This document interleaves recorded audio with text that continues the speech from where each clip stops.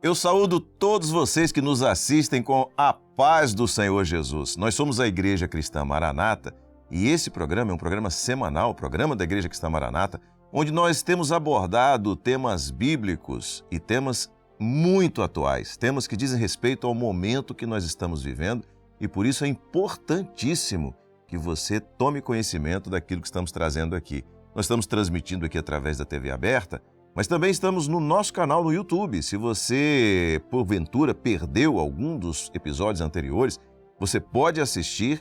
Aqui está o QR Code na tela, você acessa o nosso canal do YouTube, vai assistir todas as edições desse programa e esse de hoje, inédito para você, onde nós continuaremos abordando temas associados ao Apocalipse, ao livro do Apocalipse.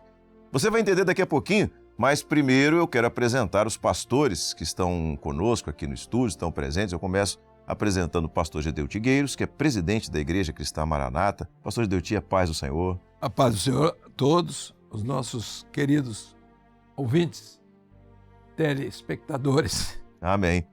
Bom, à minha direita aqui o pastor Gilson Souza, que é professor do seminário da Igreja Cristã Maranata, e que, aliás, tanto você, Gilson, quanto o Edson, que está aqui ao meu lado, tiveram oportunidade de estar na Turquia e de estar ali presencialmente no local para onde o apóstolo João escreveu as cartas no livro do Apocalipse, não é isso? Isso, Pai, Senhor. Muito bom. A paz do Senhor, pastor Josias, a paz do Senhor, os companheiros que estão aqui conosco, a paz do Senhor, nossos telespectadores e ouvintes.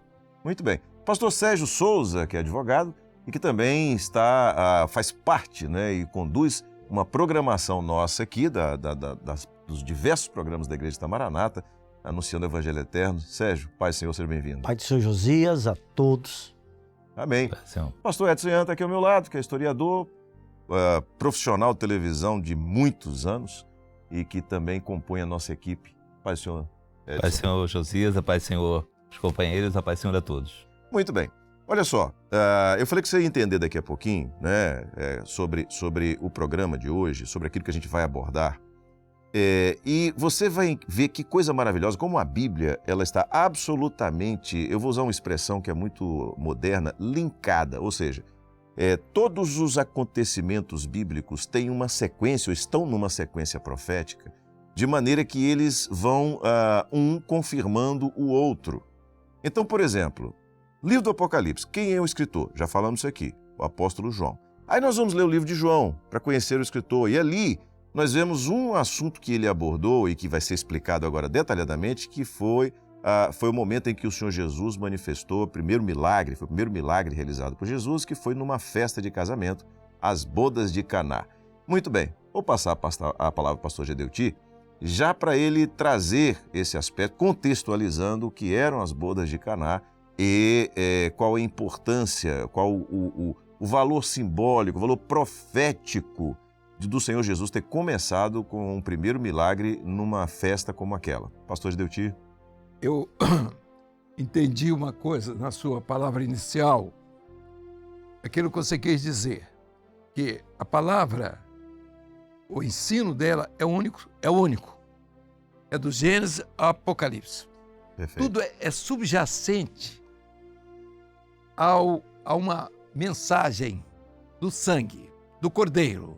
Então você vai encontrar o Cordeiro no Gênesis e o Cordeiro lá no Apocalipse. Então, tudo a mensagem é subjacente à figura do Cordeiro. Então, é como se fosse um fio escarlate, onde tudo está ligado.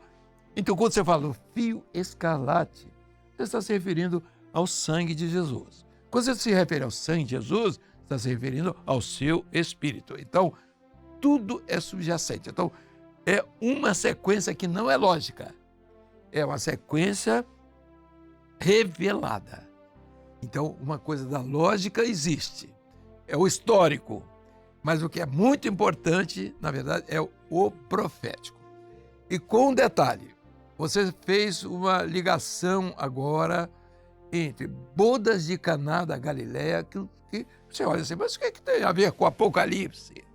Tem porque João, não é, o apóstolo, ele conviveu com o Senhor Jesus, ele viu todos aqueles atos mais íntimos com o Senhor na sua na sua transfiguração, na sua ressurreição. Então, ele participou da intimidade do Senhor Jesus e manteve. E ele teve a grande revelação de Jesus glorificado, que ele deixa, agora vejam só, ele deixa para a igreja esse legado. O que nós temos entendido é que o momento chegou e que a igreja ela tem que glorificar o Senhor Jesus. E ela não pode glorificar o Senhor Jesus com discursos, porque os discursos ficaram para trás. Filosofia, teologia, isso ficou para trás. Isso não implica, não quer dizer que a pessoa não possa ter isso. O saber não ocupa lugar, mas ele não entra na eternidade. Não é aquilo que é do Espírito Santo. Então, você vê claramente que o momento agora é o domínio do Espírito Santo. Sempre em todas as épocas. Quando o Senhor quis se revelar, ele se revelou pelo seu Espírito. Usou homens, mas se revelou pelo seu Espírito. E agora, mais do que nunca. Mas nesse reconhecimento, você vai ver a figura de um homem que viveu no Espírito. Não é que os demais não viveram. Os apóstolos, os evangelistas, todos eles foram notáveis. Mas João, ele vive um momento que a igreja ia viver. Como ele vive o momento de Jesus na eternidade. Então, é uma ligação que nos interessa. E às vezes as pessoas dizem, o Apocalipse falar em João, Então, e é um assunto que nós vamos falar hoje, que é as bodas de Caná da Galileia. João podia ter trazido muitos assuntos ali, né? E de certa forma, nós podíamos tratar muitos assuntos do Apocalipse agora, mas quando nós tratamos do escritor, aquele que nos liga, então nós começamos a sentir uma coisa muito mais profunda do que simplesmente alguns detalhes proféticos importantes que estão nas cartas do Apocalipse. Então nós estamos na primeira carta. Na primeira carta, observem, nós pegamos o lado, vamos dizer, doutrinário, né? Onde a igreja está estabelecida, você pega o histórico e o profético ali. Você vai buscar, vamos dizer, a consolidação profética das cartas. Aí você desce cada carta, cada parábola do capítulo 13 de Mateus. Então, a primeira parábola, a parábola do semeador. Passamos, vamos dizer, por essa parábola. Agora, na escola bíblica dominical, nós passamos agora pela operação do Espírito Santo na carta. Então, o Espírito de sabedoria, Espírito de discernimento, Espírito de revelação, Espírito, entendeu? De temor. E isso nós vamos fazer na próxima etapa, se Deus quiser, né? Se não derivar muito aqui, não é? Mas eu volto a entregar, deixo de volta a palavra nosso companheiro, o pastor Josias, para que ele encaminhe. Eu tinha pedido para você fazer um comentário exatamente sobre por que numa festa de casamento? Por que em bodas? Exatamente. Então, essa palavra é fácil de responder, porque aquilo que o Senhor nos mostrou era a nossa situação como igreja condensada no seu primeiro milagre. Então, o primeiro milagre de Jesus envolve a igreja em todos os seus aspectos, toda a sua história, desde o primeiro período do Pentecostes até o arrebatamento. Então, ele condensa aquilo de modo fácil de entender profeticamente. A revelação, porque ninguém, observe, eu devo dizer, que ninguém, não há literatura nenhuma no mundo que tenha colocado as bodas de Caná da Galileia como a história da igreja. Ninguém. Por quê? Porque foi na letra. Aí diz, perdeu? Não perdeu nada. Mas agora é a revelação de Jesus. Revelação de Jesus aos seus servos para mostrar as coisas que em breve devem acontecer. Então, isso que está lá no Apocalipse é a revelação agora. Essa é a grande revelação. Que o mundo não conhece, mas que a igreja se apropriou dela para esses últimos dias. Então, a história de um casamento que é Jesus com a sua igreja, após a sua ressurreição. E agora ali, ele oferece o quê? O vinho. Então, nessa festa, se não tem vinho, não tem nada.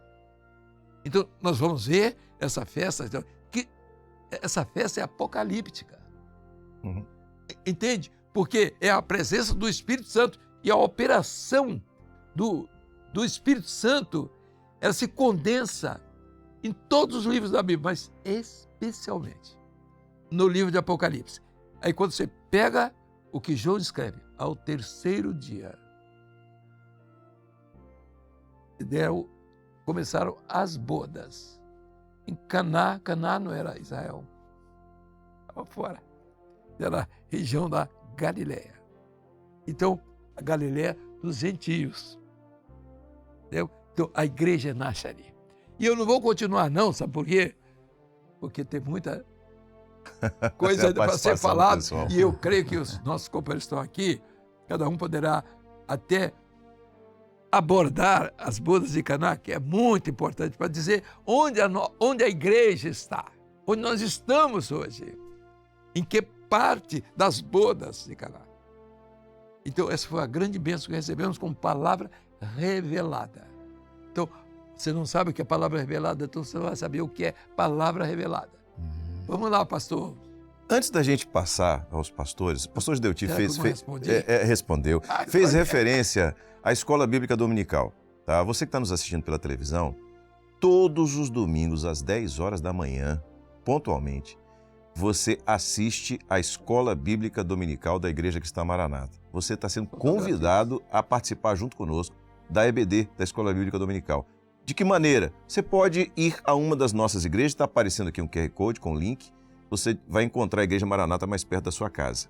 Se por algum motivo você não possa ir, você assiste através do nosso canal no YouTube, tá certo? Não deixe de assistir todos os domingos pela manhã. Esse tema, ele é abordado de uma forma didática e você vai ver que profundidade que nós vivemos na palavra do Senhor. Mas agora sim, vamos passar a palavra para os companheiros aqui, porque o pastor Gideuti disse que as bodas de Caná é uma apresentação apocalíptica, né? Mistério, é um mistério. Um grande mistério. E ele fez, e aí é que nós vamos compartilhar com quem está nos assistindo agora, ele disse o seguinte, você não encontra isso em literatura nenhuma. Então vamos ver alguns aspectos, tá? Você que está assistindo, se você quiser acompanhar, pegue a sua Bíblia, hoje até no celular, no computador você tem Bíblia, Evangelho de João, capítulo 2. São os primeiros versos do Evangelho de João, capítulo 2, e você vai ler ali sobre as bodas de Caná, porque o nosso tempo é curto aqui na TV, para você poder acompanhar aquilo que nós vamos dizer. Pastor Gilson, o pastor Gideuti falou da festa de casamento, né? Quer dizer, é um momento em que aponta para o encontro de Jesus com a igreja, quer dizer, é profético nesse sentido. E o vinho, né? E o vinho foi uma abordagem. Mas eu queria perguntar ao pastor Gilson, por que João começa dizendo ao terceiro dia? Sim, isso é muito importante, porque o que acontece? Quando João descreve o acontecimento dessa festa, ele descreve naturalmente um acontecimento físico. Tá ali, houve uma festa, havia convidados, Jesus estava ali, mas a expressão, esse que é o detalhe da compreensão do que é o profético. Porque é natural que muitas pessoas, às vezes, quando leem a Bíblia e leem essa passagem, até tem outros entendimentos, entendimento mais assim material, de que Jesus gostava de vinho e multiplicou vinho para as pessoas beberem. Social, não tem nada disso. O profético mostra uma coisa extraordinária. A própria expressão ao terceiro dia, ela tem um caráter profético, porque ela mostra um momento muito especial no plano de salvação que Jesus nos trouxe. Muito bom. O plano que consistiu em que Jesus morreu, mas ao terceiro dia ele ressuscitou. Muito bom. Então, começar uma declaração dessa, como João, que é o escritor do livro de Apocalipse, e escreve o Evangelho de João, ele exatamente vai mostrar que a igreja vai começar assim. Ela vai começar num momento profeticamente relacionado com esse terceiro dia, ou seja, a igreja começa com um Jesus vivo, não é um Jesus morto. E o que é mais importante é que o texto assim, fizeram-se umas bodas em Caná da Galileia. E aí, eu gostaria de fazer, pastor Josias, uma ligação aqui muito interessante, é que todo o projeto que foi executado pelo Espírito Santo de Deus nas 7 cartas do Apocalipse, ou seja, nos períodos de existência da igreja, esse projeto foi revelado ao profeta Isaías, lá no capítulo 11, verso 2. E aí o próprio profeta Isaías, ele profetizou também a respeito do que ia acontecer ali na Galileia dos gentios. O Caná da Galileia foi fisicamente um local, mas esse local era alvo já de uma profecia do profeta Isaías. Essa profecia está registrada no capítulo 4 de Mateus, no verso 15, quando diz assim, a terra de Zebulon, terra de Naftali, junto ao caminho do mar, além do Jordão, a Galileia das nações, o povo que estava em trevas viu uma grande luz, e aos que estavam sentados na região da sombra da morte, a luz raiou. Então, foi assim que começou a igreja. E é por isso que foi assim também que começou a descrição de João, daquela maneira como Jesus principia os sinais dele e tinha que ser em Caná da Galileia. Isso estava profetizado. Olha isso, naturalmente, revela o grande plano de Deus, né, com relação à igreja, e não podia ser de outra forma, tinha que ser realmente uma festa de casamento, porque casamento envolve noivo e noiva. Jesus é o noivo, a igreja é a noiva. E a festa. E a festa, né? É a alegria. E é uma festa que começou lá e não termina. E não termina. Só quando acabar o vinho. Isso. E não vai acabar. Então não vai acabar. Então é isso mesmo. Essa é a parte que eu gostaria de Muito enfatizar. bem. Então, está falado aí sobre esse aspecto, terceiro dia, morte e ressurreição, Jesus vivo. Há muito mais e é muito mais profundo. E aí eu repito, na Escola Bíblica Dominical você vê tudo isso. Bom, passar agora para o pastor Sérgio Souza, porque aconteceu um fato nessa festa, que é relatado pelo apóstolo João, né, que em determinado momento da festa faltou vinho. Qual a importância, ou seja, qual o grau de seriedade desse fato dentro de uma festa de casamento e qual o significado profético disso? Em termos culturais, históricos, daquela região, daquela época, o vinho era um elemento indispensável, que trazia alegria, as pessoas interagiam. Então, isso é uma questão cultural, histórica, e o que nos importa, claro, é o profético. Muito bom. Mas, quando faltou o vinho, chegou a notícia para o Senhor Jesus, não tem vinho. Para a situação da festa em si, literalmente falando, era como se, nós vamos ter que dispensar todo mundo, não tem mais razão, não tem mais sentido nessa festa. Ah, Josias, um povo, um cristianismo que não tem vinho, que se afastou do Pentecostes, do mistério, do profético, que se voltou apenas e tão somente para o que é material.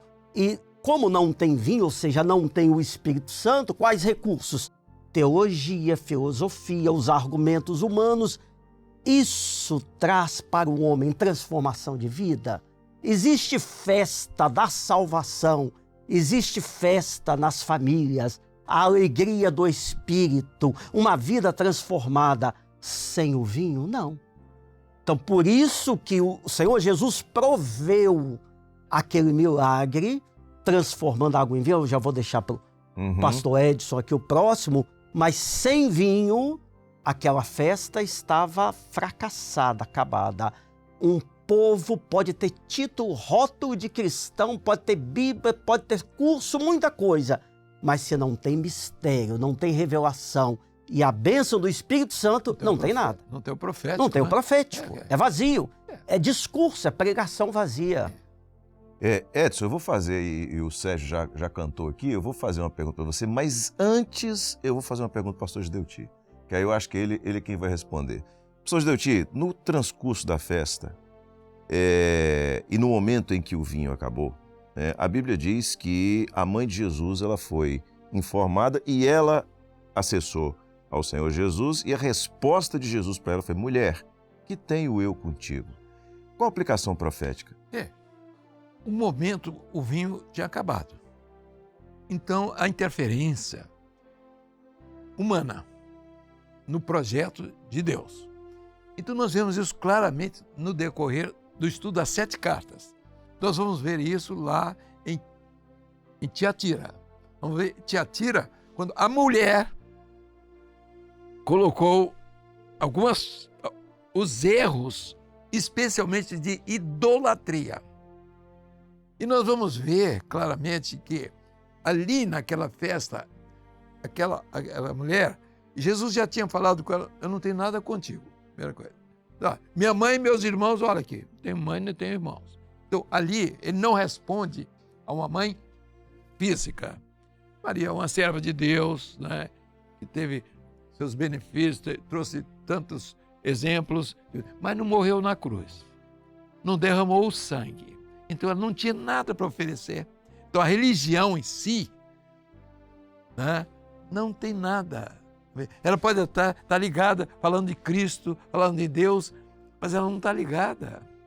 Ela não está no, vamos dizer, na rotina, ela não está nos elementos que compõem o momento profético.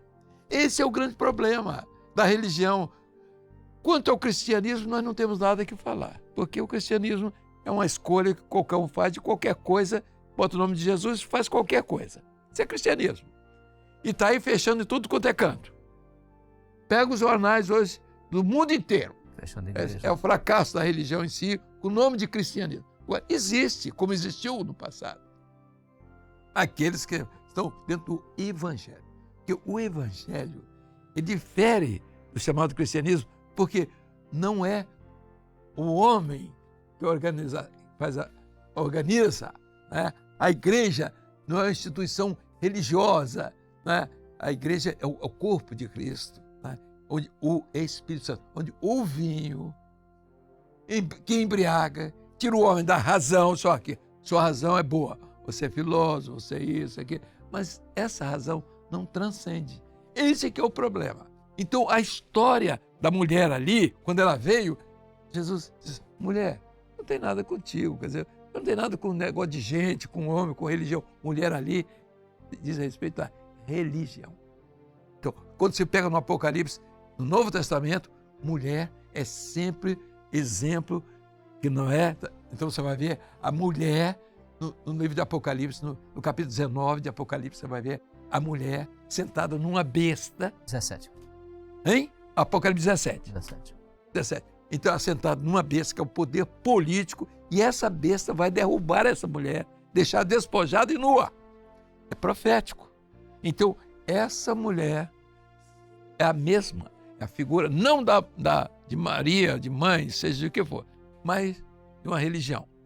E ela é mãe, diz a Bíblia lá no Apocalipse, mãe das prostituições e das abominações da terra.